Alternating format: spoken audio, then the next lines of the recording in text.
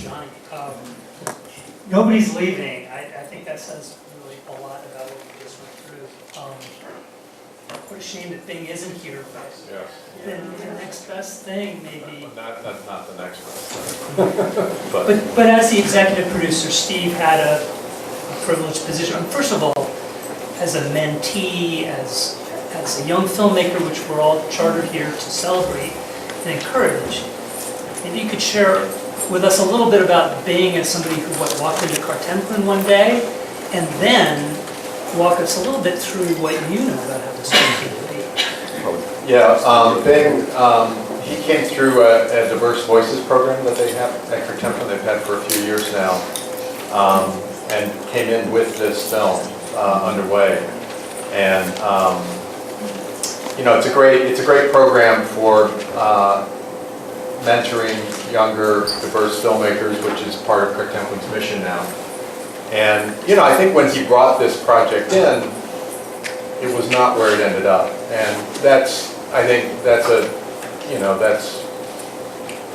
in part some credit goes to the program and the way in which he was brought in and encouraged and all of that, but also because Bing just grew in the process.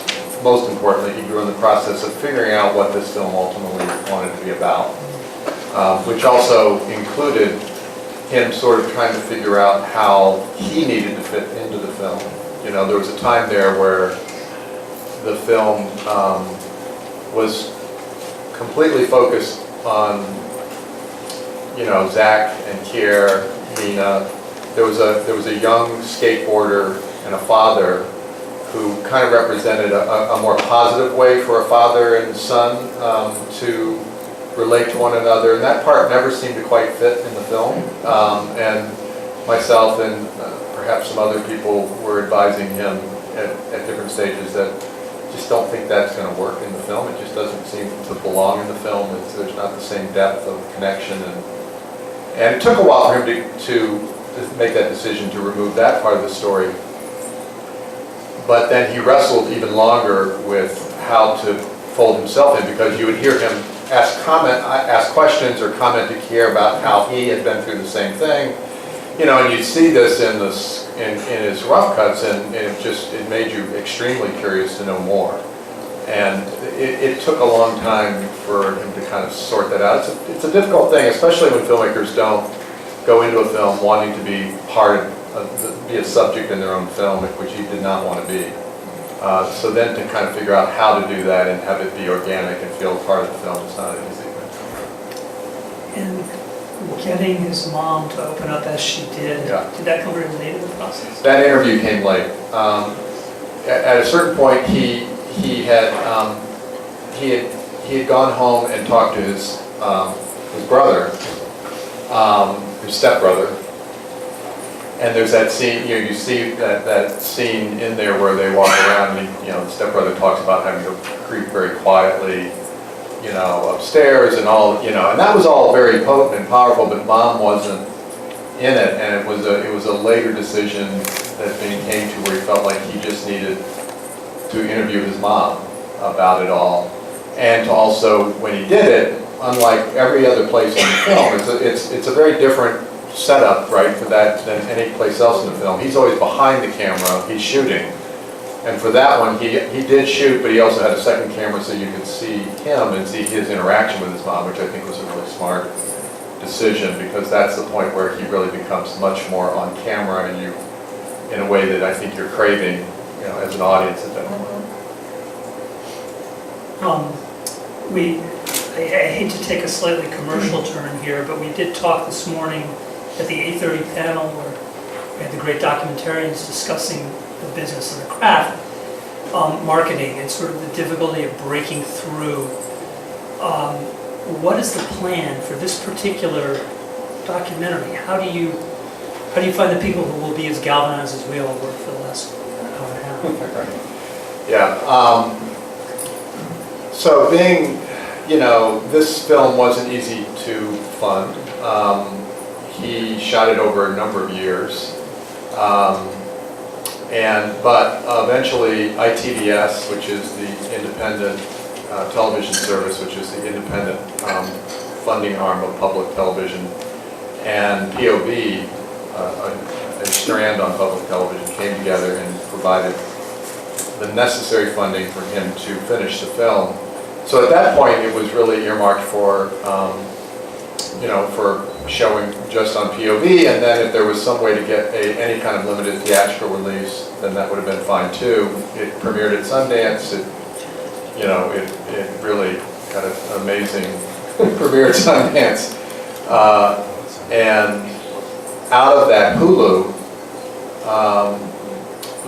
decided they were very interested in the film, and so it was not an easy deal to put together because Hulu is a streaming service and POV wanted their window for broadcast, and it took a while, but eventually it worked out so that Hulu bought the film, allowed for a broadcast window for POV, and that's how it came out. And then it's had a limited theatrical run in some major cities, mainly to make sure it qualifies for academies as a consideration, so that it opened in New York, Los Angeles, Chicago, obviously, being his hometown, San Francisco, and a few other locations. It may get to some other cities, but part of what happens with the streaming services is that does put a damper on theatrical houses, little independent houses, or any houses wanting to take a chance on a theatrical run because people know it's on Hulu and they stay home and watch it.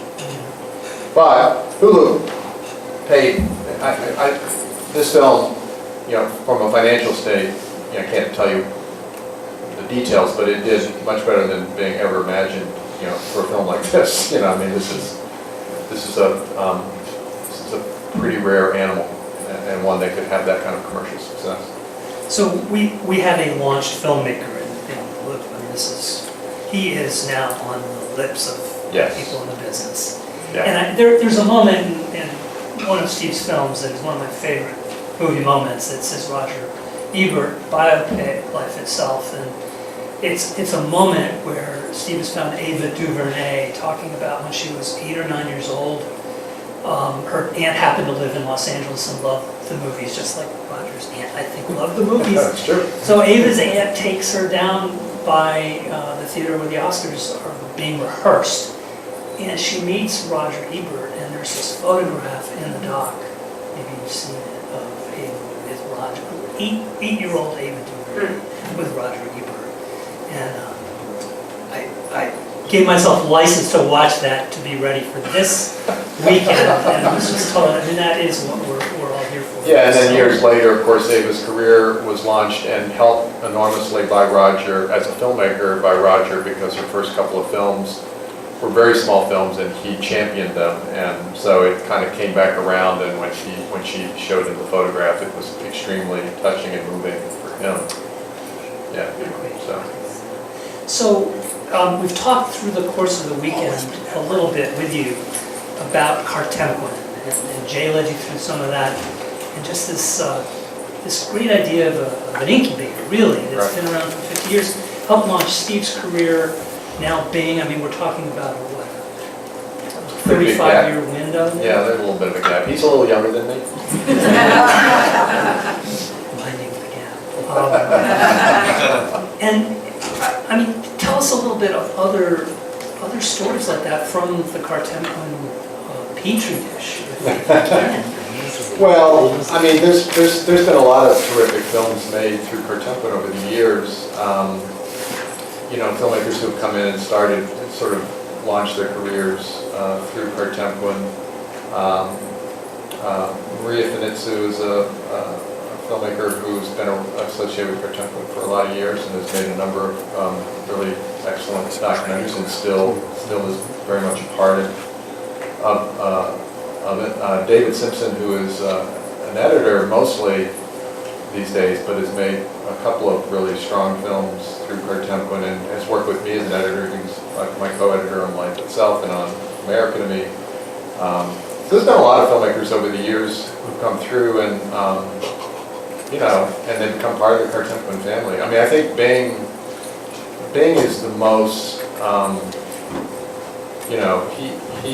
he is he's a star in making as a filmmaker. mean, already, really, with this film, he's catapulted himself.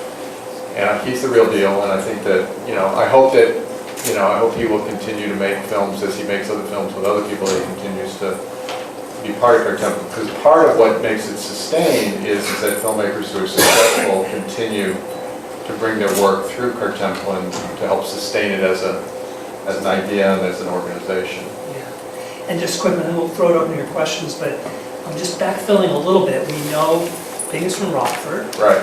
And we know the family circumstances he came out of. And how does he get to this Diverse Voices initiative that Cartempo is a part of? Well, he moved to Chicago to start working in the film business, and he was working as an assistant camera on features and TV commercials, a very technical position in bigger productions, while at the same time he was doing his little film on the side. And at a certain point he brought in a demo that he had cut together to show and to apply for that program, and they were really struck by it. I mean, the executive director at the time, who went on to be head of POV and then bought the film as head of POV, Justine Nagan, I remember her telling me back when he first got in the program that, they've got this young filmmaker coming into the program with this project, and she was like, you've got to meet him, I've got to get you involved. Now, my involvement with this film is really minimal,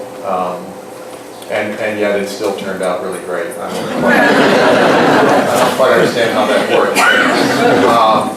But one thing I did was I hired Bing to work as a segment director on America to Me, this doc miniseries, and he did a phenomenal job on that. And that was a better chance for me to actually work more closely with him, was in his work on that series. And also, it was a way to help sustain him where he didn't have to be working as an assistant camera in and around doing work on his own film. And that's another thing that Cartempo has done over the years, did for me when I was early in my career, before Hoop Dreams came out, while I was working on Hoop Dreams. They would give me work for hire projects, little videos on organizations and things that they did to sustain as an organization. They would give those to me to do and pay me to do those, which made it a lot easier for me to then go and do the thing I was really trying to get done, which was Hoop Dreams. Your questions? Yes. Yeah, I'm amazed in this movie, but in a few others I have seen these past 2 days, by how much people, the protagonists are ready to share and even show of their most intimate life. How do you analyze that? Is it a collateral benefit or damage of reality TV? Is it for them? Is it a therapy for those individuals that we see? And as a filmmaker, do you sometimes feel ill at ease? At one point, Zach asks Bing Liu, what kind of film are you making here? Right. Is it the one where we pretend that there's a camera, or there's no camera? Right. Or is it reality? So how do you sometimes, because as a spectator of this particular film, it's great, it's really powerful. But I'm not sure I need to know as many things about what happens in those lives. Yeah, and that's a great question. We could talk for the next couple hours on this one, but yeah, let's. I think I think subjects' motivations to want to become a part of a film are varied. I think sometimes going into it, it just seems like it would be fun.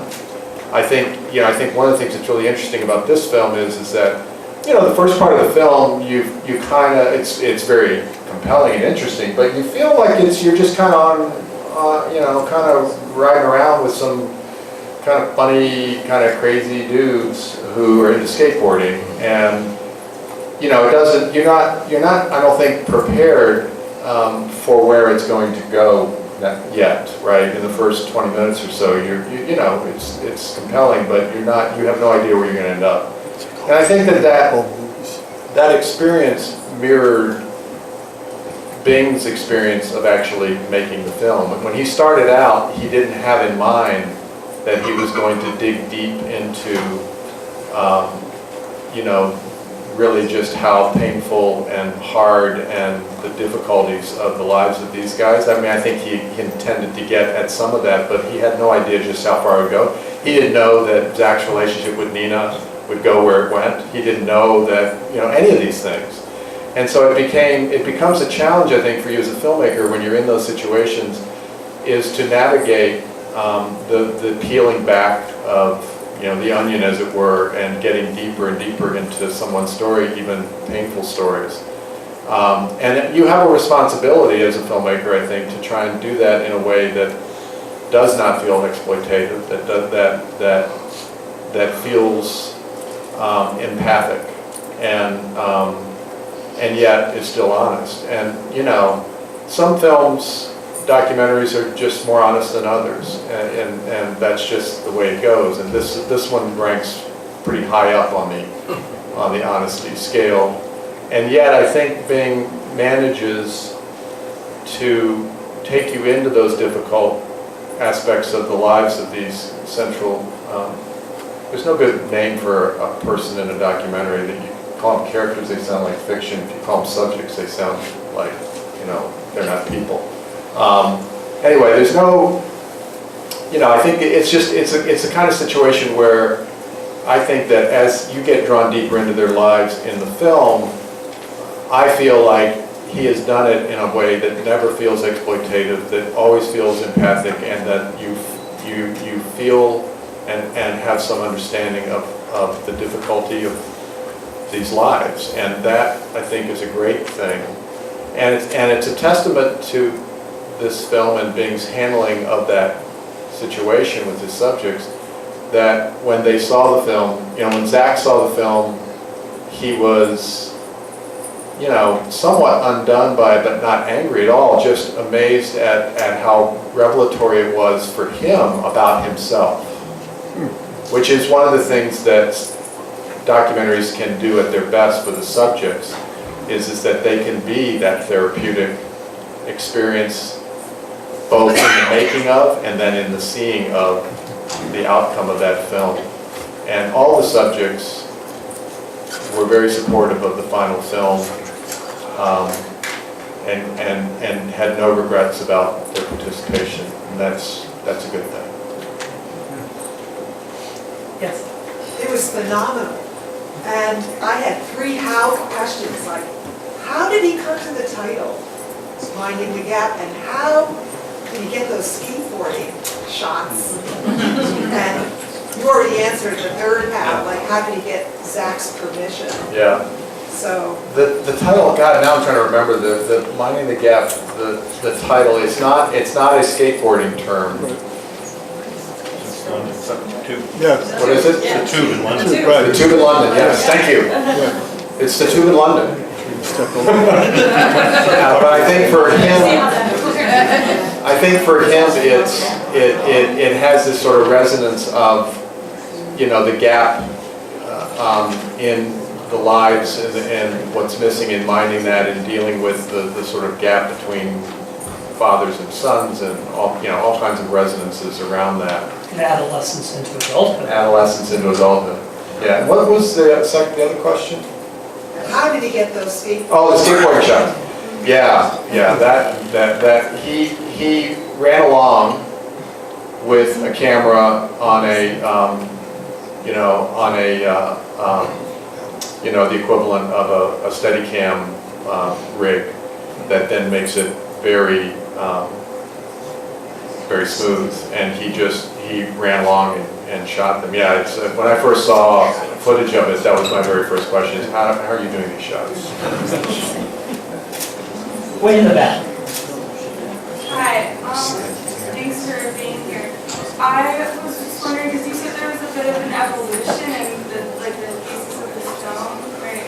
And I'm really curious, maybe you could, I don't know if you could speak to the very beginning, but at least when he came to Kharkiv and to you, and you said that you saw this footage and you were really compelled, what was standing out at that point? Because I've heard of how the eye change with them, but what was that thing that you think was ever present throughout the entire process? Well, Bing has said that when he first started this, he was going to do more of a kind of, he he was going to interview skateboarders around the country, and he actually started to do that, is just interview skateboarders around the country about skateboarding and why this filled this hole in their lives. And he knew that for a lot of them, these themes of broken homes was but he was going to do it in a more, he didn't start out to kind of follow the kids that he had known when they were kids, the young men.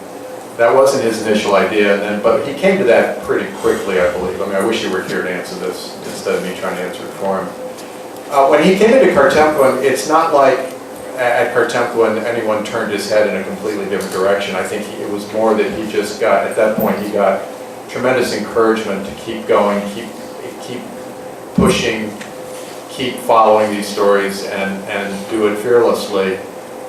One of the things when I first saw a demo, like a 10-minute demo or something of what he was up to, one of the things that jumped out immediately to me was the incredibly intimate rapport that he had established with these guys. There was that the moment where he talks to Kier about how he's been through the same thing, was in that demo, and I just remember being just, kind of like, he's really managed to make a kind of connection here that is rare and, powerful. And the first time I saw this is a really interesting evolution, the scene where Kier wanders around the graveyard looking for his dad's grave.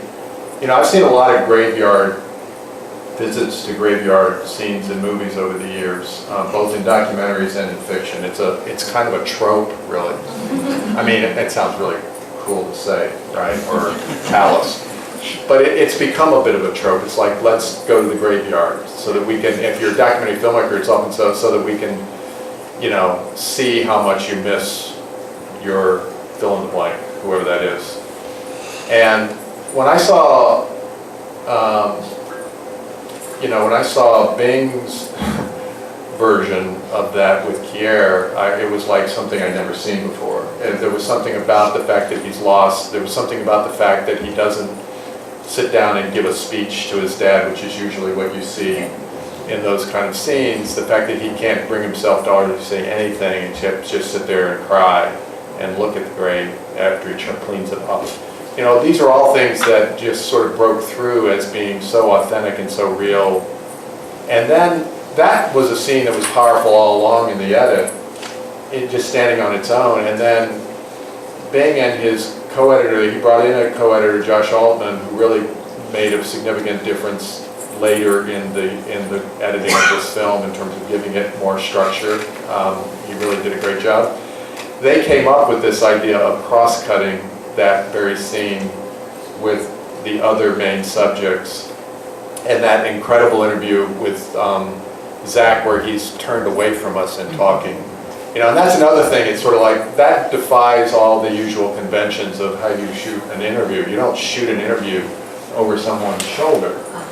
But Bing had the presence of mind and understanding of what was going on there, and the sensitivity towards Zach, that Zach didn't want to be looking in his face, that he stayed put and shot, and it's so much more powerful for them than it would have been if he had swung around and shot an interview. So when they ended up cutting all of that together, if you'd have told me, I never saw, when they did that, I didn't know that they were going to do that, and I saw it at Sundance, because I'd seen it cut earlier, not too much earlier than Sundance, but it wasn't that way.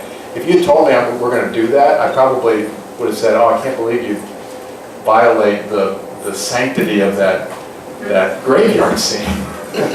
But it worked brilliantly. When I saw it at Sundance, I was just so blown away. And so, documentary filmmaking is editing. How they say writing is rewriting, right?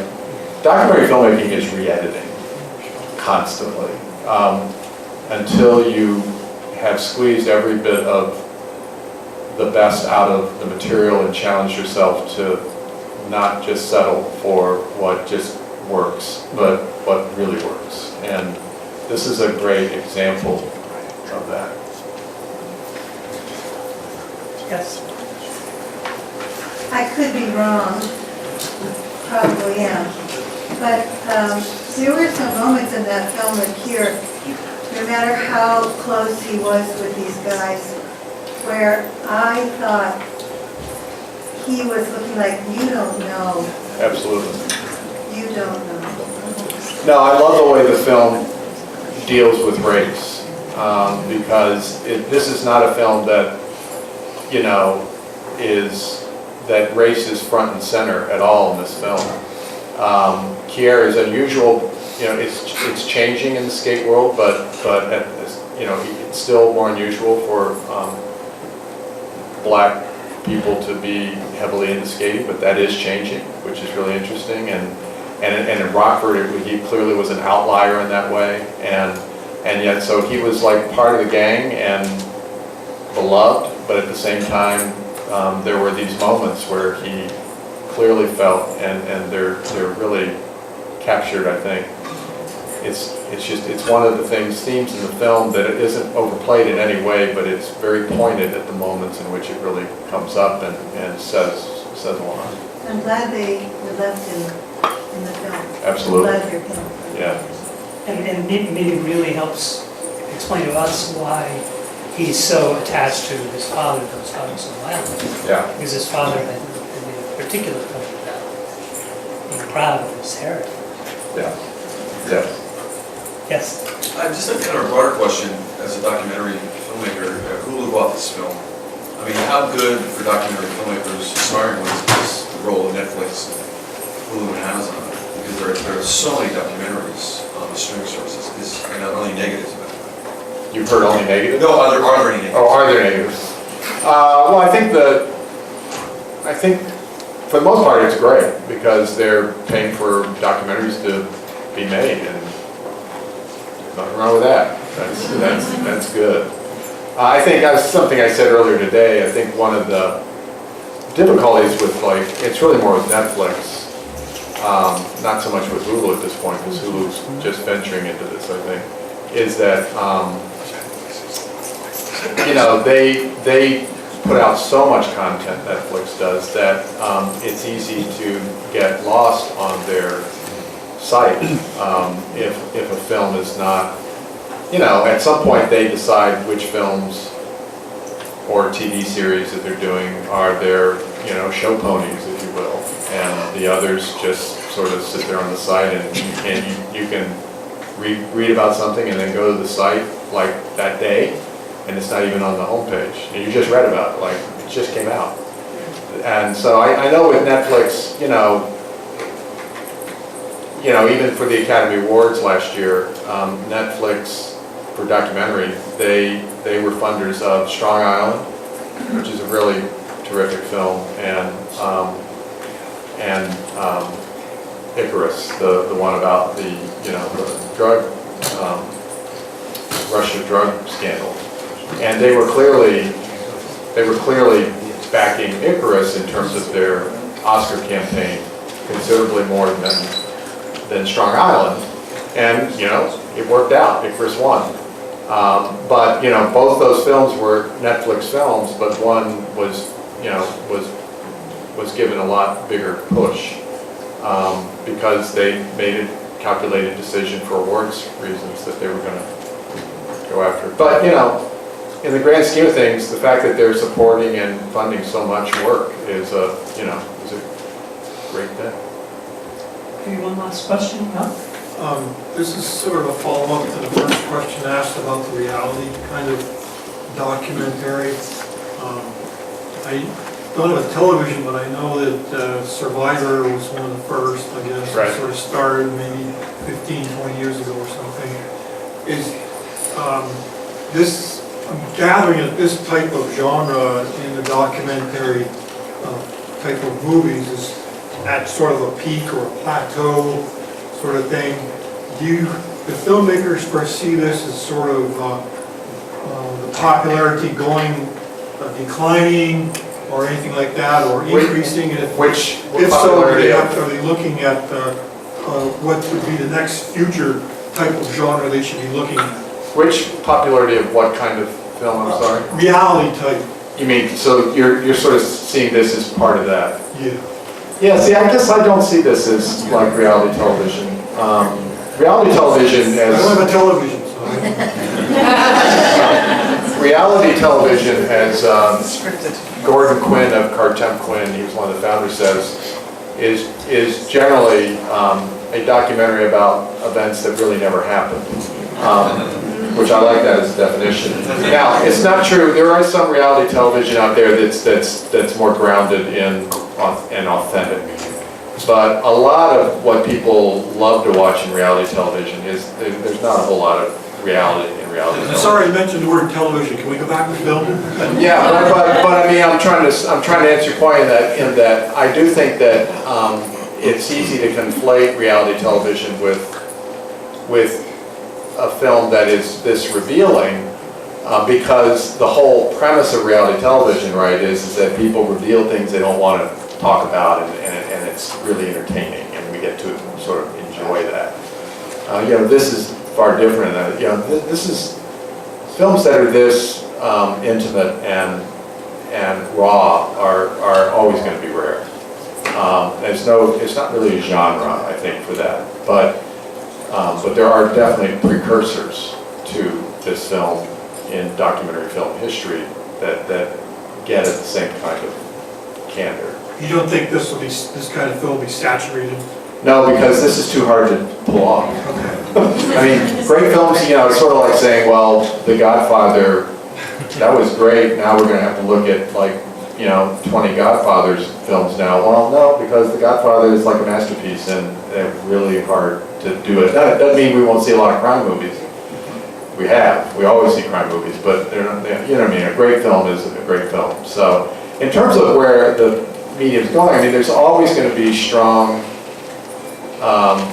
there's always going to be documentaries coming out that are very current affairs driven in terms of trying to capture the zeitgeist of what's going on in the culture. We're going to see a ton of Trump documentaries, no doubt, that are going to come down the pipe. I'm not sure I want to see a ton of Trump documentaries, but I think we're going to see that. When we went to war in Iraq, there was a raft of documentaries on that war. That's always going to happen, and then I think biopics about people who are famous and intriguing, either because they are, infamous or more beloved. But biopics is a resilient genre of documentary filmmaking because people are interested in the stories of famous and interesting people, even if they're not super famous, but just accomplished. So I think those trends will stay alive. But I think that films like this, there are certain films that just come along that don't really conform to any kind of set genre, that they're just what they are, which is part of what makes them great, I think. So thank you so much, Steve, and let's give up the team for this.